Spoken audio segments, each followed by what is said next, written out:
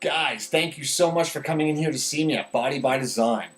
Today's video is stretching for beginners, okay? When you should stretch, how long you should stretch, and what you should stretch, okay? This is a very simple video, but this is like the number one rule that we all need to follow, especially you men out there. Especially you men, okay? All you guys seem to think that you can get away without stretching. There are a lot of myths about stretching. Like you'll have one side saying you have to stretch to avoid injury. Then you'll have another side saying that you don't, and that stretching is absolutely a waste of time. And you want to know what? I'm right in the middle. What am I talking about? I'm saying that stretching, will that help you avoid injury? No, it really won't. But what it will do is help you break out the imbalances of your body. So if your glutes, your lower back, and your hamstrings, men, are so tight that you can barely get your hands past your knees, then you have to stretch. You shouldn't even be doing squats and deadlifts if you can't touch your toes. It's that simple. If you can't touch your toes or come anywhere close, you have no right to be squatting or deadlifting with any sort of weight. Okay? You're just asking for injuries. The reason why we're stretching is that we want to be able to perform these primal movements consistently for many reps for a long time. And that's really what it's going to do. Okay? So say if you don't have anything severely tight and you're just, you're pretty mobile already, you're going to go in there and stretch everything out that's naturally tight, your scapula, your hips, your lower back, so that you're able to perform those heavy squats for set after set after set after set. Like, I'm not sure what your guys' leg day looks like, but my leg day is pretty much 12 sets of squats. Okay? 12 sets of 12 is pretty much what I'm doing for leg day, okay? So I know that if I don't stretch, I'm not going to make it to the later rounds and have a good squat form. And having an improper form is going to lead to imbalances. It's going to lead to injuries. It's going to lead to lack of gains later on in life, man. Okay, so stretching is number one. It beats out weights, it beats out cardio, it beats out everything, especially if you're a beginner. And that doesn't mean go jump in a yoga class, because that shit will mess you up also. When I was out of shape and I had no mobility and I went to a yoga class, I was more crippled from that than I was from a 3-hour-long Muay Thai class. You know what I mean? Like, you're trying to keep up with people that have been doing it forever. Some of the problems with being in class, you push yourself a little too hard. So, when do we need to stretch? Before you work out. Every day.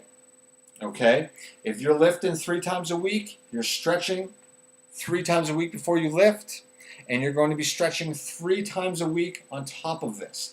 Every new client I get has to go through a mobility phase, a functional phase, whatever you want to call it. They have to be able to push, pull, bend, twist, squat, lunge, walk.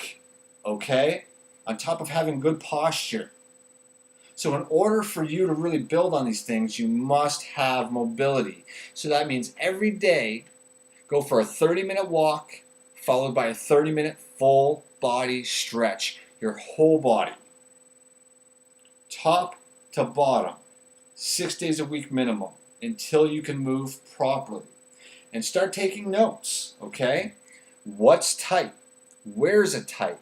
Chances are you keep your stress in a certain point all the time. Like for myself, it used to be up in my traps.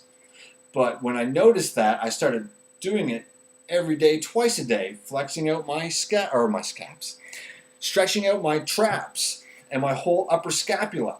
Now, when it got so used to being stretched out all the time, all of a sudden, my stress stopped holding there. All of a sudden, my posture became better, so I wasn't doing this. Okay, this is why you're all in knots, is because you're all stressed out doing this. You don't know how to breathe and relax. Now, a lot of my stress is now in my hips and my gluteus minimus, okay, and my hamstrings. And it's because I work out hard, I stand a lot all day, so my hips take the brunt, okay, my knees and my hips. So every day I focus on that. Even if I'm not going to lift, I'm still stretching for 45 minutes to an hour every time. People will chuckle at me in the gym, these so-called advanced lifters that don't get any gains. And they've looked the same for years. And you always see them rubbing their shoulders in between sets and stuff. It's because they're all fucked up. They're all full of shoulder impingements. They can barely get down past their knees. They're not happy. That's not a happy body. That's a stressed out body, okay? You want a body that develops and processes energy at such a high level that you never feel tired. That when that one little glimpse of, oh, it's been a long day kicks in, you're able to turn that shit around with a simple salad or a glass of water and then go again. That's what stretching does.